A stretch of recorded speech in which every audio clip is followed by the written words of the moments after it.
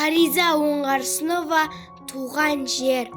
О, туған жер, кең пейіл, құшағың кең, саған көңіл бұлқынар құшағынмен.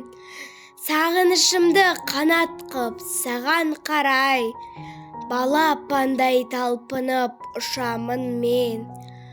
Алақаны анамның топырағың, сендік махаббатының оты жалын.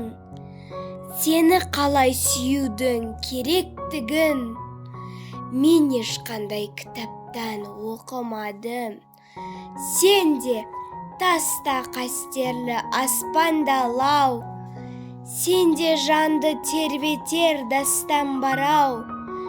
Менің мынау өмірге құштарлығым сені жақсы көруден басталған-ау. Кешірме сен, жат қылықпен жаныңды жараласам, бар сырымды бүкпесіз саған ашам.